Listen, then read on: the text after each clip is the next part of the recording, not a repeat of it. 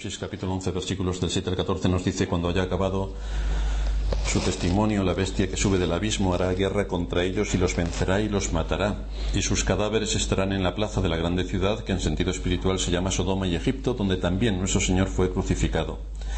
Y los de los pueblos, tribus, lenguas y naciones verán sus cadáveres por 3 días y medio, y no permitirán que sean sepultados. Y los moradores de la tierra se regocijarán sobre ellos y se alegrarán y se enviarán regalos unos a otros, porque estos 2 profetas habían atormentado a los moradores de la tierra. Pero después de 3 días y medio entró en ellos el espíritu de vida enviado por Dios, y se levantaron sobre sus pies, y cayó gran temor sobre los que los vieron. Y oyeron una gran voz del cielo que les decía: subid acá. Y subieron al cielo en una nube, y sus enemigos los vieron. En aquella hora hubo un gran terremoto, y la 10ª parte de la ciudad se derrumbó, y por el terremoto murieron en número de 7.000 hombres, y los demás se aterrorizaron y dieron gloria al Dios del cielo. El segundo ay pasó, he aquí el tercer ay viene pronto. Hemos estado viendo en nuestro último sermón la forma en la que sutilmente se empieza a cauterizar la conciencia y a pervertir la justicia, de manera que los principios y valores que deben dar sentido a una sociedad y a la vida de cada persona quedan completamente pervertidos, de tal manera que se llama a lo bueno malo y a lo malo bueno. Es la perversión absoluta y el darle la vuelta a todas las cosas para que lo que es malo aparezca como bueno y lo que es bueno aparezca como malo. Este libro de Apocalipsis nos muestra los elementos que están influyendo y que están marcando la vida de los hombres en nuestro mundo y en la historia. Y podemos comprobar por nuestra propia experiencia que esto es una realidad, porque vemos desde los medios de comunicación o manipulación social hasta las mal llamadas iglesias cómo se pervierte el sentido de las cosas, de manera que todo aparece al revés de como en justicia debería ser, de cómo el sentido común sin más nos indica. Pero esto no es algo de hoy. Es decir, el Apocalipsis no fue escrito para el año 2013. Esto es algo que, si le damos un vistazo a la historia del mundo, veremos que es la condición del ser humano por causa de su pecado. Siempre ha habido gente que a lo malo le ha llamado bueno y a lo bueno le ha llamado malo, y ha intentado pervertir el sentido de la ley y de la justicia. Hay muchas sectas en nuestros días que se disfrazan de cristianos, como también las hubo en la antigüedad, dentro de aquellos que se llamaban pueblo de Dios. Ya leíamos en Jeremías, en el capítulo 23, versículo 32, que se nos dice allí: he aquí, dice Jehová, yo estoy contra los que profetizan sueños mentirosos y los cuentan, y hacen errar a mi pueblo con sus mentiras y con sus lisonjas. Y yo no los envié ni les mandé, y ningún provecho hicieron a este pueblo. Y esto se ve rápidamente cuando a la hora de exponer la doctrina, como decíamos en el anterior sermón, no encaja lo que se está predicando con la vida práctica y cómo esa doctrina tiene que aplicarse a situaciones cotidianas concretas. Daniel nos avisa en el capítulo 11 de su libro, versículo 32: con lisonjas seducirá a los violadores del pacto. Con lisonjas, engañándolos de una manera muy sutil, muy acaramelada, y se lleva su parte. El apóstol Pablo los identifica en Romanos 16-18: porque tales personas no sirven a nuestro Señor Jesucristo, sino a sus propios vientres, y con suaves palabras y lisonjas engañan los corazones de los ingenuos. Por lo tanto, evidentemente, esta bestia que sube del abismo, que es el mundo que nos rodea con toda su artimaña para embaucar y engañar, está llevando a cabo su acción de una manera realmente cruel. Estamos en el capítulo 11 y en los últimos mensajes nos hemos centrado en la figura de los 2 testigos nombrados por Dios para profetizar, para dar testimonio del Evangelio de Cristo como Señor y como Salvador. Estos 2 testigos los identificábamos por el texto que aparecía en Zacarías capítulo 4 y que corresponden al sumo sacerdote Josué y a quien ejerce el gobierno, que es Zorobabel. Por lo tanto, interpretábamos que estos 2 testigos son el símbolo de la Iglesia ejerciendo su oficio como real sacerdocio. Somos reyes y somos sacerdotes, real sacerdocio.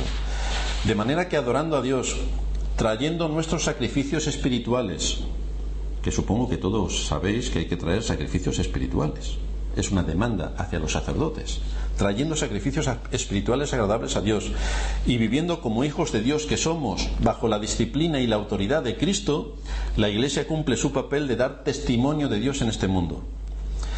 Estuvimos hablando de la muerte de los 2 testigos por parte de la bestia.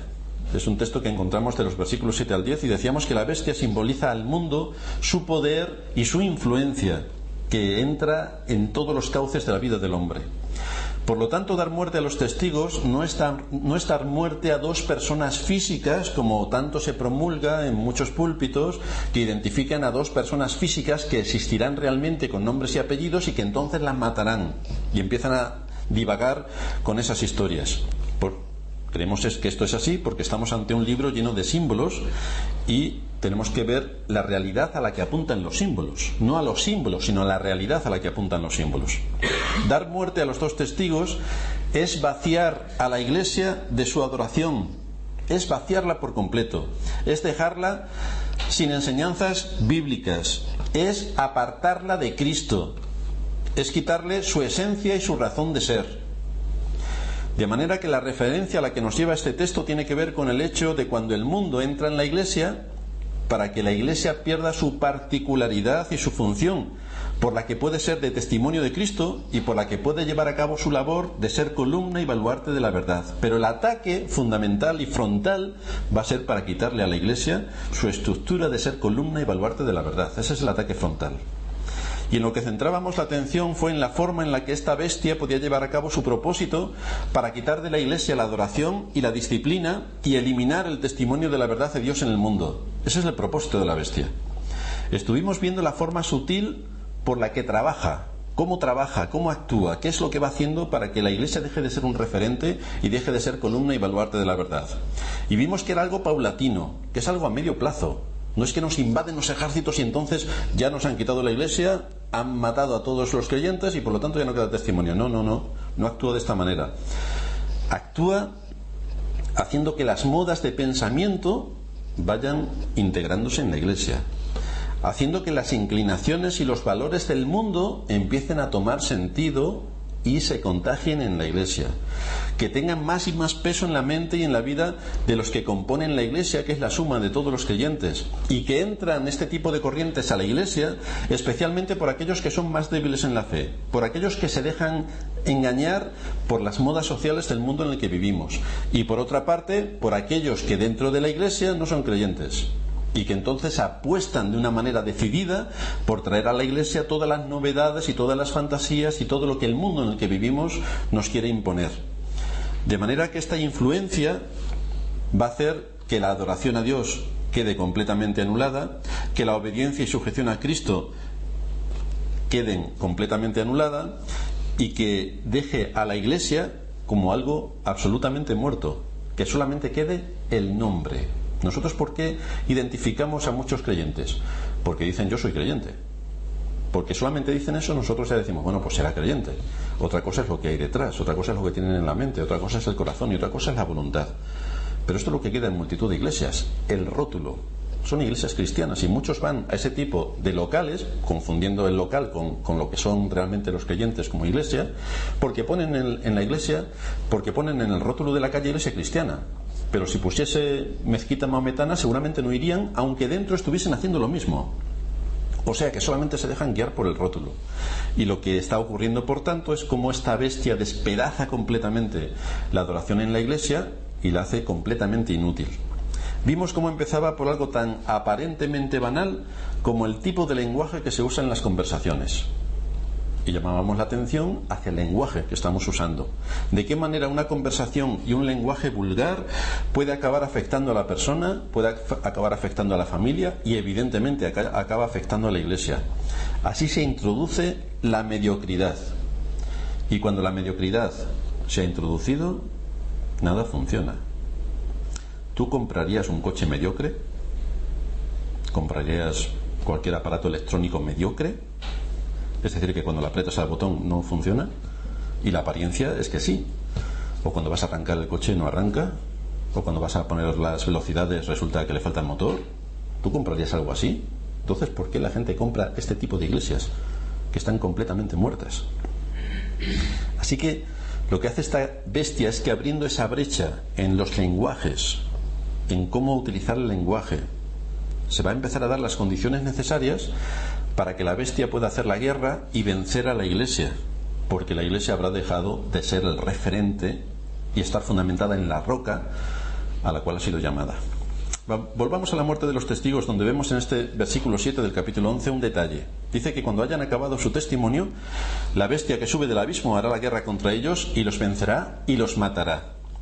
¿En qué momento puede el mundo, con su poder sutil, ganar la guerra a la Iglesia para que los miembros que la forman dejen la adoración verdadera a Dios y dejen de aplicar la disciplina, que es una norma integral de la Iglesia? ¿En qué momento puede ocurrir esto?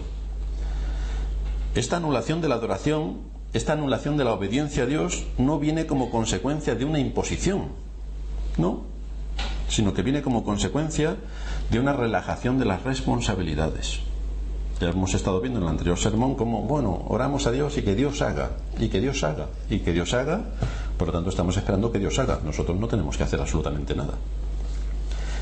El Imperio Romano, recordamos que no cayó porque fue invadido por un imperio mayor que les atacó y que era más feroz y más poderoso que ellos. No, cayó por una relajación en su moral. Y como eran unos inmorales, eso permitió que todo se quedase en mediocre y por lo tanto se fue levantando otro imperio que acabó con él. Pero es que el Imperio Romano le cedió el paso al otro imperio.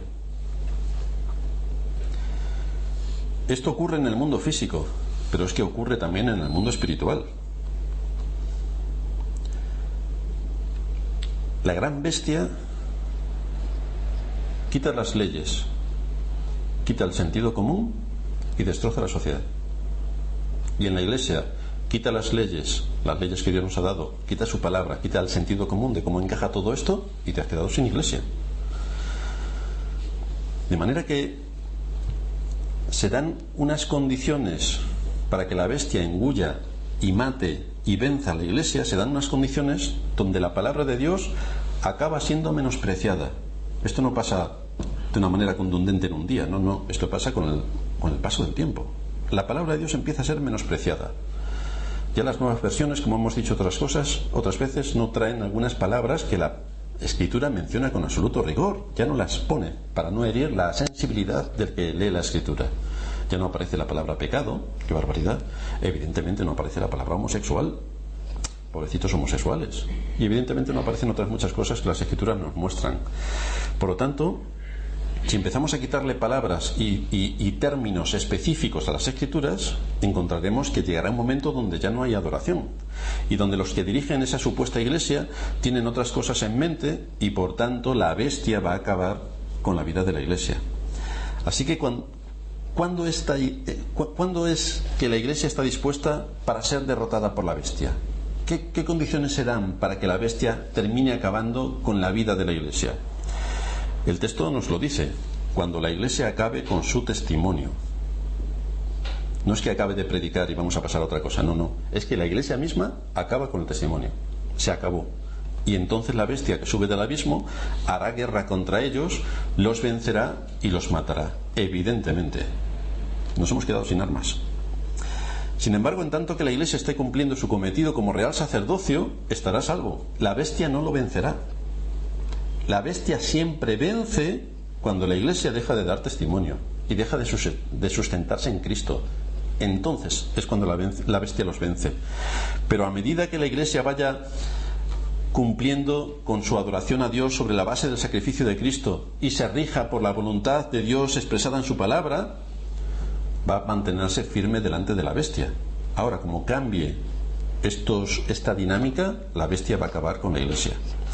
Podemos afirmar, por tanto, que el cese del testimonio de la Iglesia es más bien la causa de que la bestia derrote a la Iglesia y la lleve a la muerte.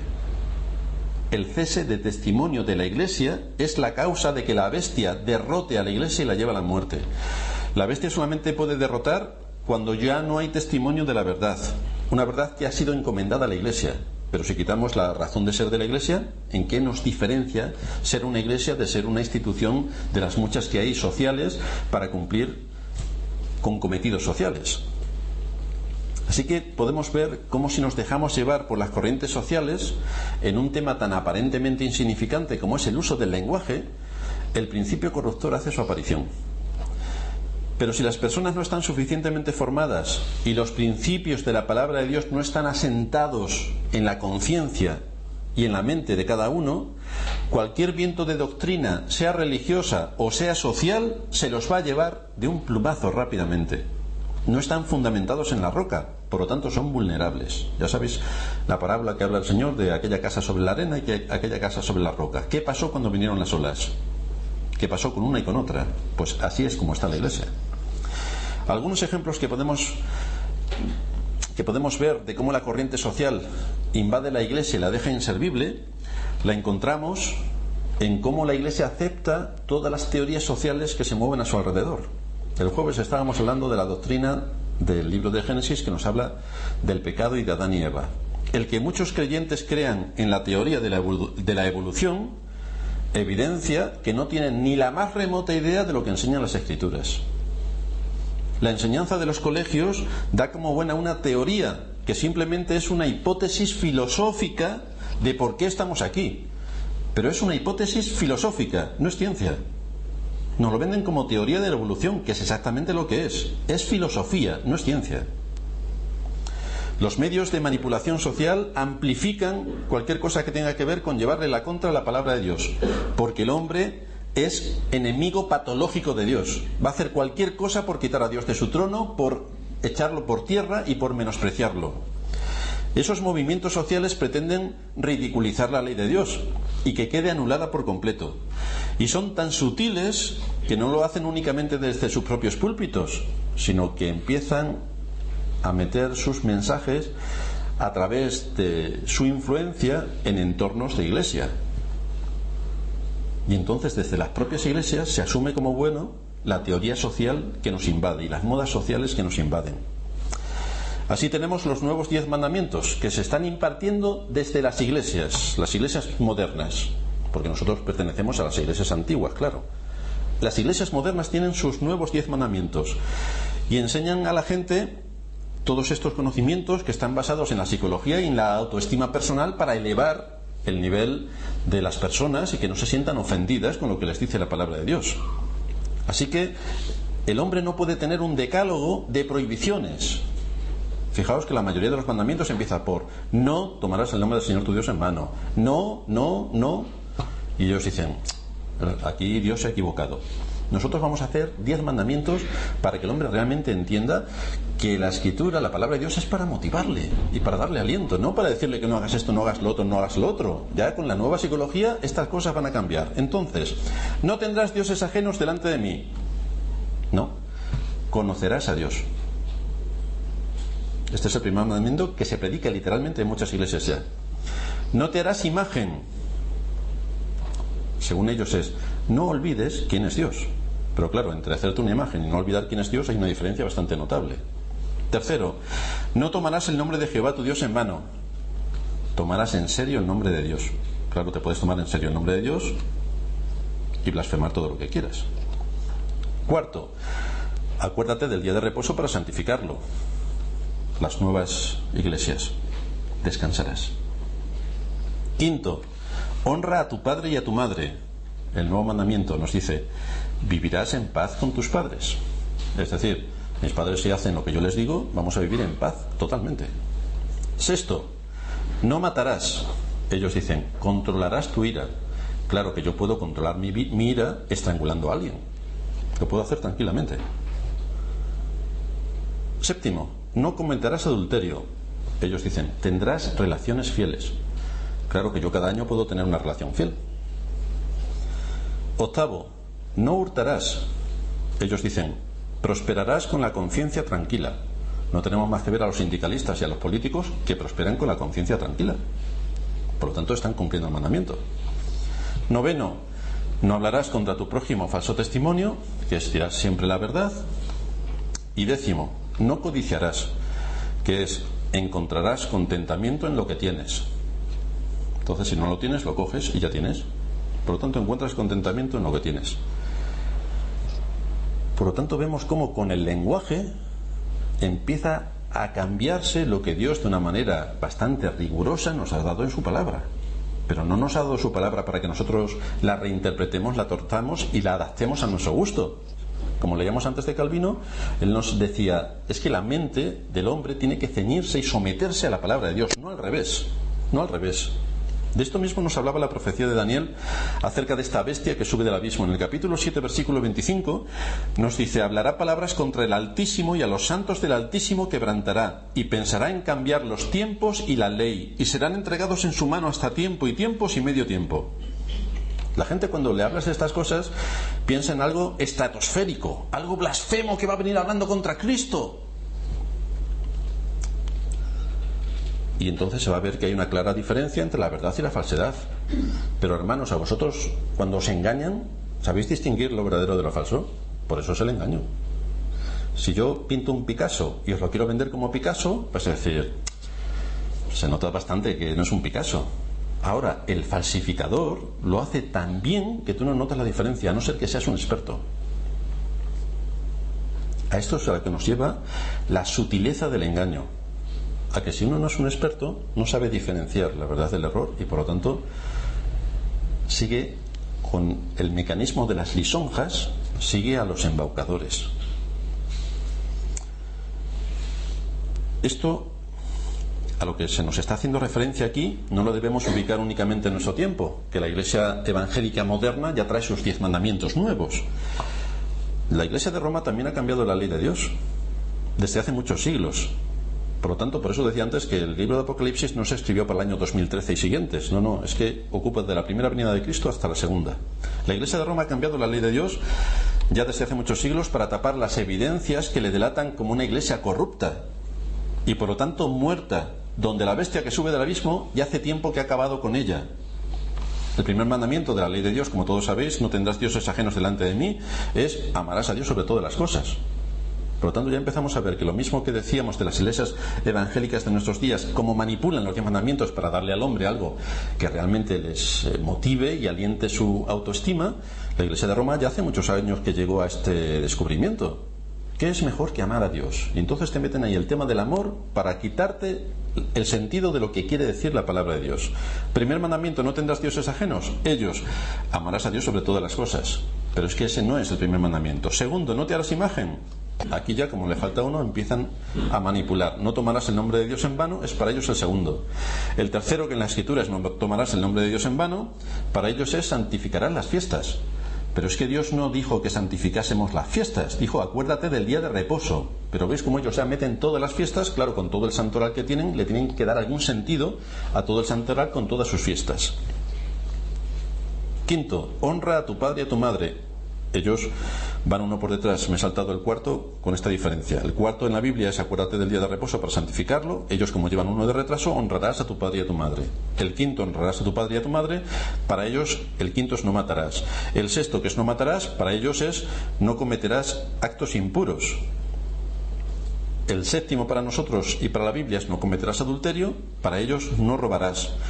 El octavo: no hurtarás. Para ellos no dirás falso testimonio ni mentirás. Le añaden algo más de su cosecha propia. El noveno: no hablarás contra tu prójimo falso testimonio. Para ellos es, y este sí que lo meten de cajón, no consentirás pensamientos ni deseos impuros, que tiene que ver en todo caso con el de no adulterar, pero lo meten ahí porque evidentemente les falta uno y tienen que sacar uno de algún sitio. Y el décimo es no codiciarás. No codiciarás nada de lo de tu prójimo, ni su buey, ni su vaca, ni su mujer, nada. Para ellos es no codiciarás los bienes ajenos. En los bienes no está la mujer. Curioso. De manera que el hombre, que en muchos casos está dentro de la Iglesia, como se cree más inteligente que Dios, toma su palabra y en los 10 mandamientos, que es la norma básica y general de lo que Dios ha dado al hombre, le dan la vuelta completamente para hacer que diga exactamente lo que no dice. Ya tenemos ejemplos con el pueblo de Israel, cuando el Señor le decía: oísteis que fue dicho a los antiguos, no matarás, pero yo os digo. O sea, es que los fariseos también eran bastante hábiles en cómo darle la vuelta a los mandamientos para decir lo contrario a lo que dicen los mandamientos, de acuerdo a cómo a mí me gustaría que estuviese dicho. De ahí se deriva que a través de los púlpitos televisivos y toda la influencia moral y social que esto tiene, la gran parte de las iglesias asuman como propios o vean con total naturalidad temas tales como el matrimonio entre personas del mismo sexo. Y hay iglesias en que todos son homosexuales, pero claro, es que por ellos también murió el Señor. Efectivamente, murió el Señor para que no lo sigas haciendo, no para que sigas haciendo exactamente lo mismo que hacías. Hay iglesias, la mayor parte, que admiten la teoría de la evolución. Hay iglesias que asumen que el divorcio es algo normal y habitual entre creyentes, porque claro, es que la sociedad en la que vivimos, que ya somos muy modernos, también lo hace. Ya se empieza a ver con buenos ojos que se quite la propiedad privada a quien tiene esa posesión con el propósito de favorecer a quien no la tiene. O tú no le quitarías algo a algún rico para dárselo a un pobre. Eso es misericordia. Sin embargo, la palabra de Dios dice que de eso nada, que no favorecerás a uno ni a otro. En el juicio tienes que ser justo en aquello que vayas a hacer. Las iglesias, como evidentemente ya han dejado de tener el propósito por el que fueron instituidas, que es para ser columna y baluarte de la verdad, tienen que buscar otro referente para hacerse notar, y entonces se convierten las iglesias en ONGs. Vamos a enviar comida al África profunda, y a eso se dedican las iglesias, a ser ONGs. Aceptan desde luego el buenismo imperante, poniendo en primer lugar las obras y un amor que no es conforme a la Escritura, pero como la sociedad es buenista y humanista, las iglesias se convierten a esa misma corriente de pensamiento, buenista y humanista. De manera que llevaba toda la razón Daniel cuando decía: con lisonjas seducirá a los violadores del pacto, porque es exactamente lo que ha ocurrido. Se ha violado el pacto de Dios, se han violado sus mandamientos. Los que supuestamente son creyentes y tienen que defender la fe en medio de una sociedad hostil quedan seducidos por completo por ese espíritu de buenismo que les lleva a cambiar la ley, los principios y la palabra de Dios, y dejan a los movimientos de moda social un aspecto tan vital como es la manipulación de la conciencia y de los valores de los creyentes, porque se asume la corriente de moda y se predica casi desde el púlpito, y la iglesia es algo más de la corriente de moda del mundo que nos rodea. De manera que estamos asistiendo a una cauterización continua de la conciencia con todo este tipo de asuntos que lo que hacen es focalizar la verdad o la mentira dependiendo de cómo la sociedad en la que vivo entiende la verdad y la mentira, y entiende los valores y entiende los principios, pero no según la Escritura, sino según la moda de la sociedad que me rodea. Esto llega a sus expresiones más sorprendentes cuando vemos en los más jóvenes cómo se les está enseñando algo bastante sutil. Por razón de lo que somos como seres humanos, es decir, porque el pecado está en nosotros, uno puede hasta disfrutar viendo películas de terror y puede disfrutar viendo videojuegos violentos. Esa es una escuela donde se disparan los sentidos de los más jóvenes para disfrutar haciendo el mal. Y cómo en ese tipo de videojuegos o en ese tipo de situaciones y de películas se hace un mal y un daño terrible a sus víctimas, de tal manera que el que va jugando tiene que empalar a las personas, tiene que cortarlos a trozos, y podemos ver sin ningún obstáculo que existe algo así como el morbo del mal. Es decir, cuanto más mal apliquemos a un ser humano, más satisfacción tenemos. Antes, como recordaréis, asistían las personas a la plaza del pueblo a ver las ejecuciones y decíamos: qué salvajes que son aquellas personas. Hoy las podemos ver en televisión cuando estamos comiendo, o en este tipo de películas o videojuegos violentos que, aunque no sean reales, sí que van cauterizando la conciencia para hacerla proclive al mal, o para que no vea el mal como lo que es, de manera que se disfruta con el dolor ajeno y se aplica la máxima de las sañas al prójimo, y uno encuentra esta satisfacción en ello. Pablo nos describe este tipo de conductas cuando dice: estando atestados, porque va hacia ellos, estando atestados de toda injusticia, es decir, la ley de Dios ha desaparecido por completo, por lo tanto fornicación, perversidad, avaricia, maldad, llenos de envidia, homicidios, contiendas, engaños y malignidades, murmuradores, detractores, aborrecedores de Dios, injuriosos, soberbios, altivos, inventores de males, desobedientes a los padres, necios, desleales, sin afecto natural, implacables, sin misericordia. Vaya descripción que nos está haciendo de la sociedad. Lo triste es que esto se dé también dentro de la Iglesia.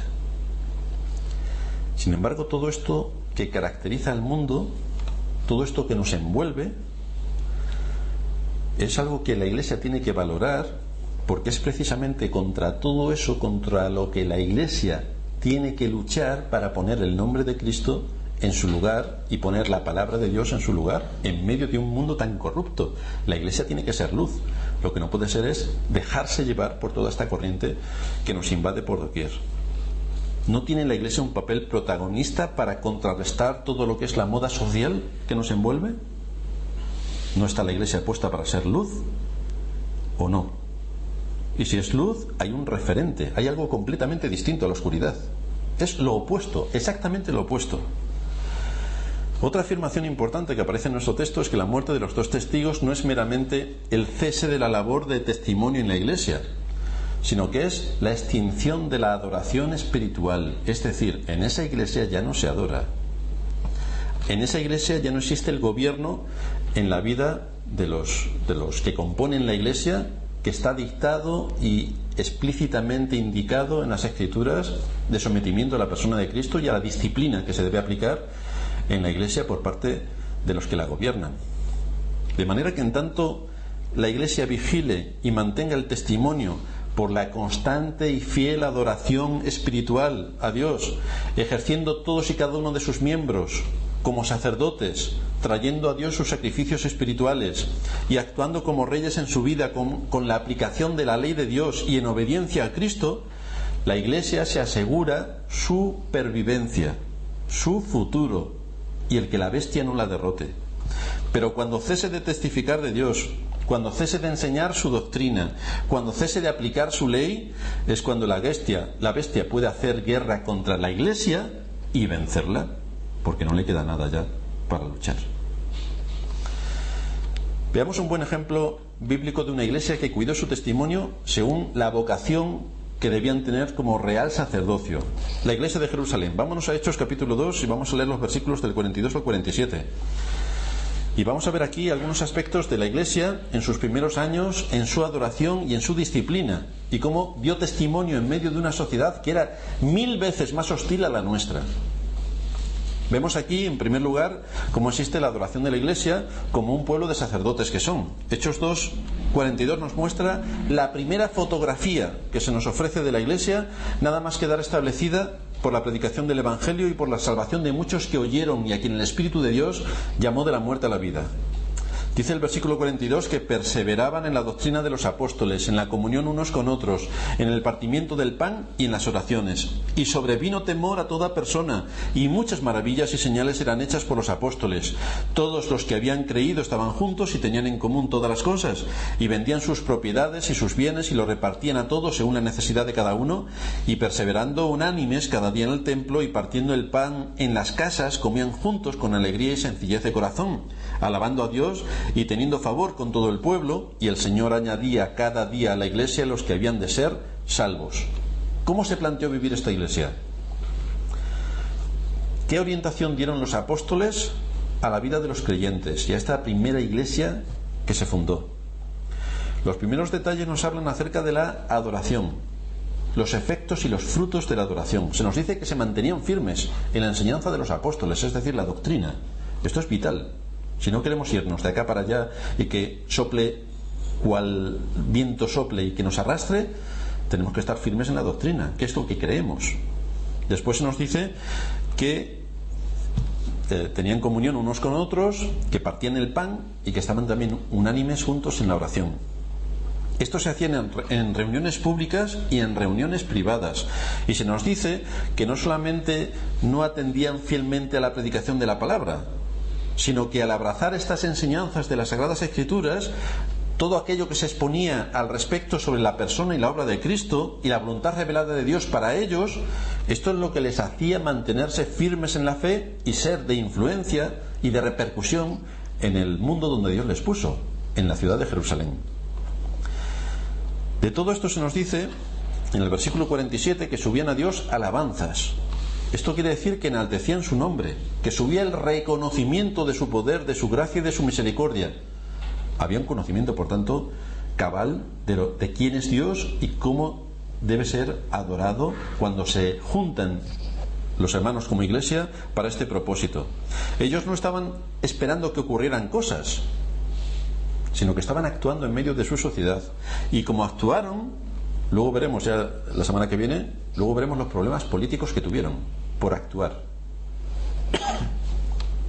Podemos comparar esto también con el texto de los capítulos 28 y 29 de Éxodo, donde nos vamos a encontrar cómo después de hablar de las vestiduras de los sacerdotes, vámonos a Éxodo 29, 38, cómo después de hablar de las vestiduras de los sacerdotes y de su consagración al oficio, se nos detallan todas las actividades en las que tenían que estar ocupados los sacerdotes para llevar a cabo su oficio.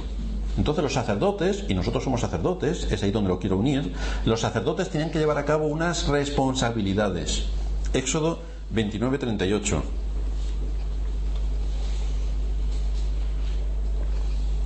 Esto es lo que ofrecerás sobre el altar: 2 corderos de un año cada día, continuamente. Ofrecerás uno de los corderos por la mañana y el otro cordero ofrecerás a la caída de la tarde. Además, con cada cordero 1/10 parte de un efa de flor de harina amasada con la 1/4 parte de un hin de aceite de oliva machacada, y para la libación la 1/4 parte de un hin de vino. Y ofrecerás el otro cordero a la caída de la tarde, haciendo conforme a la ofrenda de la mañana y conforme a su libación, en olor grato, ofrenda encendida a Jehová. Esto será el holocausto continuo por vuestras generaciones, a la puerta del tabernáculo de reunión, delante de Jehová, en el cual me reuniré con vosotros para hablaros allí. Allí me reuniré con los hijos de Israel, y el lugar será santificado con mi gloria. Y santificaré el tabernáculo de reunión y el altar. Santificaré asimismo a Aarón y a sus hijos, para que sean mis sacerdotes. Y habitaré entre los hijos de Israel, y seré su Dios. Y conocerán que yo soy Jehová, su Dios, que los saqué de la tierra de Egipto, para habitar en medio de ellos. Yo, Jehová, su Dios. ¿Veis, por lo tanto, cuántas actividades tenían los sacerdotes? Tenían que estar ocupados en las ofrendas a Dios cada día. Cada día. De la misma manera, esto lo tenemos que conectar con las responsabilidades que todos nosotros tenemos como sacerdotes del Dios Altísimo. En Hechos 2 tenemos al nuevo pueblo de Dios, los sacerdotes del nuevo pacto, elevando a Dios cada día la adoración agradable a Él. Cada día. Hay una ocupación diaria que tenemos que llevar a cabo como sacerdotes de Dios. Es difícil que nos podamos reunir a nivel de iglesia, a nivel corporativo, todos los días para llevar a cabo y cumplir con estos propósitos. Si estuviéramos en una ciudad pequeñita, posiblemente se podría hacer. Aquí no se puede hacer. Pero sí que cada uno de nosotros puede, en su espíritu, llevar delante de Dios las ofrendas espirituales que Dios espera de cada uno de sus hijos. Y si todos llevamos a cabo y cumplimos con esta responsabilidad, sin lugar a dudas, la bestia no podrá vencernos ni matarnos. Pero hay unas responsabilidades que tenemos que hacer. No solamente, como decíamos antes también, no solamente tenemos que orar a Dios para que no nos infecte el mundo. No, es que tenemos que estar ocupados en cosas concretas para que el mundo no pueda introducirse dentro de la iglesia y devorarnos por completo. ¿Qué efecto tenía que la iglesia, como un pueblo de sacerdotes, alabasen a Dios? ¿Qué es lo que se nos muestra en esta primera iglesia de Jerusalén? Pues vemos allí que el alimento y la fortaleza para sus propias vidas y el testimonio para los de afuera era la evidencia de lo que ellos estaban haciendo, de su esfuerzo y de su sacrificio. Alimento y fortaleza para sus vidas y testimonio para los de fuera. Hay que hacer algo, y ellos lo estaban haciendo. Vemos, por tanto, que la adoración a Dios cumplía su propósito de dar a Dios lo que Él demandaba de su pueblo. Y por lo tanto, el pueblo de Dios recibe de Dios lo que necesita para seguir manteniéndose con fidelidad a la doctrina y con fidelidad a la fe, de manera que pueda vivir en este mundo, como dice la Escritura, sobria, justa y piadosamente, que pueda ejercer su vocación terrenal con integridad, que pueda ser útil a su generación, que sea cual sea el oficio en el que estemos implicados, podamos dar testimonio de la fe y del Dios a quien servimos. Es lo que se espera de todos los creyentes, que deben ser sacerdotes y llevar sus sacrificios de alabanza delante de Dios. La adoración de esta iglesia no era una adoración muerta. Por esa razón recibieron de lo alto la bendición de Dios para vivir conforme al poder de Dios, para que el Espíritu Santo se moviera entre ellos y para que lo pudieran hacer con gozo y sencillez de corazón, los unos con otros. Y cuando hablamos de sencillez de corazón, queremos remarcar que ser sencillos no tiene nada que ver con ser vulgares. No tiene nada que ver con ser pobres, tampoco. Ni tiene que ver con ser incultos, tampoco. Más aún cuando en el entorno religioso se le quiere dar a todo esto voluntariamente el aspecto de cristiano. Es decir, si eres cristiano tienes que ser pobre. Y entonces los pobres son los cristianos, si eres rico no. Pero si eres pobre, eres cristiano. Porque ahí se manifiestan, en fin, todas las carencias que tienes en esta vida y por lo tanto es una evidencia de que eres cristiano. Pues no se está refiriendo a esto la Escritura. Sencillez de corazón apunta a una disposición voluntaria de someterse con alegría a los mandatos de Dios. una disposición voluntaria a la obediencia. En Hechos 4:23, que vamos a leer también, aquí se nos da otro detalle de la Iglesia como pueblo de sacerdotes. Aquí se reunían para orar ante las dificultades y necesidades. Iban delante de Dios teniendo acceso por nuestro Señor Jesucristo para que estas oraciones llegasen al cielo. Nos dice allí Hechos 4:24, que ellos, habiéndolo oído, alzaron unánimes la voz a Dios y dijeron: Soberano Señor, tú eres el Dios que hiciste el cielo y la tierra, el mar y todo lo que en ellos hay, que por boca de David tu siervo dijiste: ¿por qué se amotinan las gentes y los pueblos piensan cosas vanas? Se reunieron los reyes de la tierra y los príncipes se juntaron en uno contra el Señor y contra su Cristo, porque verdaderamente se reunieron en esta ciudad contra tu santo Hijo Jesús, a quien ungiste, Herodes y Poncio Pilato, con los gentiles y el pueblo de Israel, para hacer cuanto tu mano y tu consejo habían antes determinado que sucediera. Y ahora, Señor, mira sus amenazas y concede a tus siervos que con todo denuedo hablen tu palabra. ¿Por qué estaban perseguidos estos cristianos? ¿Por qué razón? Quizá porque iban a la vez que la sociedad del mundo que les tocó vivir, iban con la corriente de moda, porque si hubieran ido con la corriente de moda no hubieran tenido los problemas terribles que tuvieron. Una causa les movió para llevar a cabo este propósito: el alabar a Dios, el honrarle y el orar. La amenaza de los gobernantes de Jerusalén para que no siguieran enseñando en el nombre de Cristo. Hubo una amenaza explícita. En el capítulo 4, versículo 18, nos dice que llamándolos les intimaron que en ninguna manera hablasen ni enseñasen en el nombre de Jesús. Era contrario a la moda social de aquella época. Ahora, como hoy en nuestros días no puedes decir que crees en Adán y Eva, no hablamos de eso. Como no puedes decir que la teoría de la evolución es una doctrina filosófica que no científica, y que nosotros evidentemente no creemos en la doctrina, en la teoría de la evolución, tampoco puedes hablar de eso, porque entonces se van a meter contigo, vas a ser el hazme reír y te puede causar vergüenza. Pero hermanos, nos da igual que a ellos les resulte ridículo. Para nosotros son unas doctrinas de lo que Dios habla en su palabra, y esto es la verdad. Y ya se pueden reír o partir de risa o hacer chistes. Nosotros tenemos que defender con argumentos la verdad, con argumentos, y dejar en evidencia la doctrina filosófica que ellos defienden. Si la Iglesia de hoy tuviera el papel que le corresponde y estuviera en su lugar entendiendo y aplicando la ley de Dios, estaría en contra completamente de todas las modas sociales que nos invaden. Estaría en contra del lenguaje vulgar. Estaría en contra de la teoría de la evolución. Estaría en contra de los matrimonios homosexuales. Estaría en contra del aborto. Estaría en contra del divorcio. Estaría en contra de la reinserción de asesinos. Estaría en contra de la expropiación de la propiedad privada. Estaría en contra de unirse y convivir con el poder político. Estaría en contra de atarse al pensamiento que nos invade. Y desde luego lo que haría sería denunciar a los que dicen ser dirigentes del pueblo de Dios, pero que son una banda de ladrones y mentirosos. Eso es lo que tendría que hacer la Iglesia. ¿Y por qué no lo hace? Porque la bestia la ha devorado. El Evangelio no es buenismo, como muchos están predicando y muchos más se están creyendo. El Evangelio no es buenismo. El Evangelio es poder de Dios para salvación, pero para salvar hay que identificar el pecado y hay que denunciar el pecado a fin de que por la fe y el arrepentimiento el pecador venga a Cristo. Pero si la Iglesia, que es quien tiene que exponer toda la doctrina de Cristo, con rigor se une a la moda social y se une a las causas sociales y confunde su labor evangelizadora con el socialismo, que es lo que generalmente ocurre, esta es la evidencia contundente de que la bestia que sube del abismo ha hecho la guerra contra ella, la ha vencido y la ha matado. Se ha confundido, se ha equivocado. Debería crear un partido político, una asociación de vecinos o cualquier otra cosa, pero no puede llamarse Iglesia. La Iglesia deja de ser un referente. La Iglesia no es ya columna y baluarte de la verdad. La Iglesia ya no cree a Dios. No es que no cree en Dios, que sí que cree, claro, pero no cree a Dios, no cree lo que Dios dice en su palabra, no la toma para sí, no acepta lo que Él ha dejado establecido en las Escrituras, porque le empieza a arrancar páginas todas las que les estorban.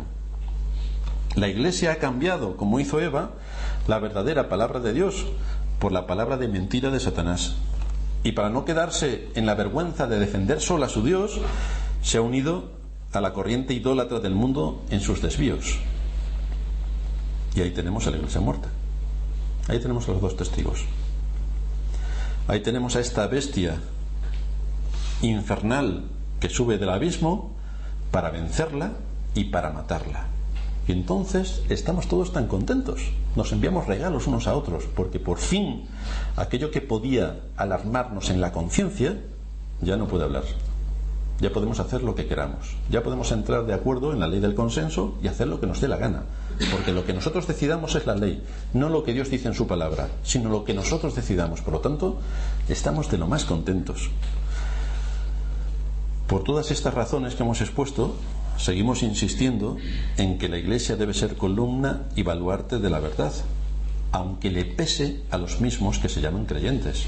Pero nosotros con tesón, nos reunamos 2, nos reunamos 22 o 2.200.000, tenemos que seguir persistiendo en las doctrinas que desde tiempos antiguos nos han sido predicadas y que a través de nuestros maestros a lo largo de los siglos nos han permitido conocer estas grandes verdades, estas grandes doctrinas, y gracias al Espíritu de Dios que ha estado operando en nuestros corazones, por la que podemos discernir el mundo en el que vivimos, podemos discernir la bestia que nos ataca y podemos saber con qué armas contamos para defendernos de esta bestia que sube del abismo y que es capaz de devorarnos si seguimos la corriente de moda de este mundo. Vamos a terminar en oración.